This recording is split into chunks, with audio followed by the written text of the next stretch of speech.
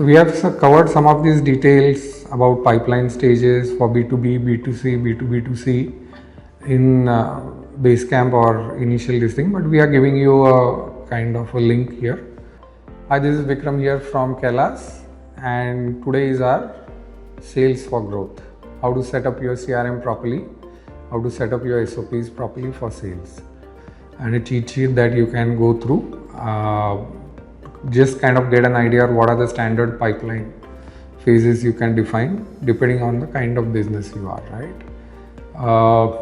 Moving on to the next stage is let's talk about SOPs and activities. So number one mistake that I have seen people doing is they only define SOPs for people. Again, they don't consider automation or agents here, right? So SOPs should be written with whatever automation. For example, once my call ends and I need to send some stuff out, so automation should also be clearly called out, that they'll get a brochure on WhatsApp and email, they'll get a case study on this thing, and then I want to score it properly if he has opened it or not. I'm just giving you an example. So if a person is doing the demo, how to do the demo is the SOP for the person, and let's say other activities of automation clearly need to be defined. So we are going to go through some sample activities here. For again, we are going to assume a B2B marketing case here, and basically where there is pre-sales who's qualifying and there is sales who's actually doing the sales. B2C will obviously fit into the pre-sales case itself, and D2C is a hybrid. You need to catch your Shopify events and then define your SOP. Right, so let's assume pre-sales has a stage defined where we say the call is incoming. So if you get a call and if you have missed it, it stays in incoming. Automatically, what activities can you do? Send a autoresponder, kind of get a voice agent to call back immediately if your agents are not available. So what rules are you going to set up in your system for calling and your agents is very, very important. If your IVR is connected, you can do a lot more automation. You can make the call jump, you can do round robin and see somebody picks up the call, and you can only disconnect after 3 jumps. So until a call is connected, it stays into an incoming stage. So you have incoming, contacted, kind of demo schedule or lost, right? These are the 3-4 stages that you go through.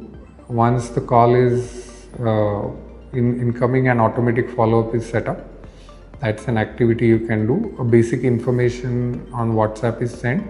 So now you have your WhatsApp agent trying to complete the kind of demo schedule link and all these. You can send it on email for self demo and all these things. So these are the activities you can perform. Again, your AI SDR activities can be defined separately around that. Once it's contacted, kind of a nurturing pipeline can kick in soon. If it gets lost, it goes into nurturing. If it doesn't get lost and a demo is scheduled, you can send out automatic introduction to the sales team wherever the lead is getting assigned. You can also set up a time, do introduction, send a prompt and kind of get an agenda set up for the meeting or templatize it. So do it very properly, right? Define your SOPs very, very clearly for contacted, and then demo schedule. Once the demo is scheduled, you can do a very, very good standardization. Already start sending out some validations through nurturing. So this is on the, so a lot of email SOPs, WhatsApp SOPs and a person SOPs and automation needs to be defined very clearly, and not just what people are going to do on the platform. So define your automation activities also very clearly during this for better success and closure and growth. Again, you can come back to these activities. The score will tell you what is working.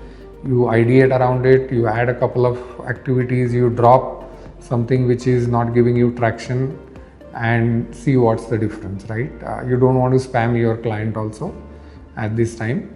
Now let's get into once the meeting is set, kind of at a demo done stage, you have to clearly do SOPs on how before the demo activities. So once a handshake is done, demo schedule, the research has to be done. So your research agent kind of gives all the notes to your clients, for your clients. Then your salesperson is supposed to read it, write his own notes, and not just depend on AI. And he has to do a talking point, send out an email with agenda, what we are going to discuss, how the demo is going to be structured, who are the attendees, and all these needs to be clearly called out, right? Once that demo is scheduled and in the demo done, you define SOP of how you want to do the demo. For example, introductions, relationship building, how to do it, how to set up, clearly call out the pain points, do your demo around the pain points and not the features, and then how to close the call and give clarity to the client. And then your transcription agent kicks in, all the demo meetings are converted into transcription, you write, it already gives you a template and follow-up activities and notes. So now the assistant is helping the sales guy cut down his work by clearly defining the meeting points, highlights, MOM, pain points, and the next steps. So the MOM is sent out in a proper way. Everything is set up properly, you've started your execution. The last thing is review, optimize, and scale, right? So in the first stage, we have here our maths set out. So at every stage, you track if your math is falling in place. For example, if you know that there is a 50% drop off between contract sent and proposal sent and contract stage, so you have to make sure that by 15th you have twice the amount of proposal sent out. So these things have to be reviewed. So get to proposal, what activities do I need to do? Where are the leakages? Where are the highest drop-offs? So focus on the stages where you are having highest drop-off.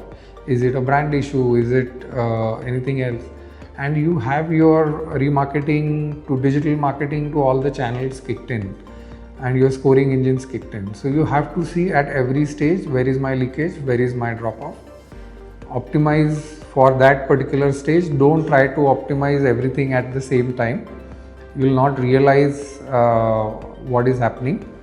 Set up your reports properly to understand the deal velocity and goals at every stage, to people level for people, and also reports for your marketing and campaign, right? So you understand what's happening in your automation, what's happening with people, and you keep optimizing for growth. So you can write down your next assumption on what is going to get you the next lift, put it into action, clearly call it out, see the data. If it happens, great, scale it. If it doesn't, kill it. For example, I can say a high frequency remarketing after demo done and reaching out to all the stakeholders will increase my conversion rate because my brand is looking better. So now I'm going to spend and allocate some budget there. Does it help you convert faster? If yes, great. If not, kill it, right? You don't have to keep, so set up your reports properly. Founders reach out helps to create an anchor. Do it, try it. If it doesn't, kill it. If it does, scale it, right? So review, optimize, set up your reports for review properly, optimize every week, take weekly report, so and scale from there. So this is what really we've built Kylas for, is complete automation agentic platform, so that you can really scale fast if you think about it in the right way, right? So today's sales is just not about people, it's about agents, it's about automation. So we brought in everything at a very reasonable cost. So no more reasons to not grow your business, and happy selling.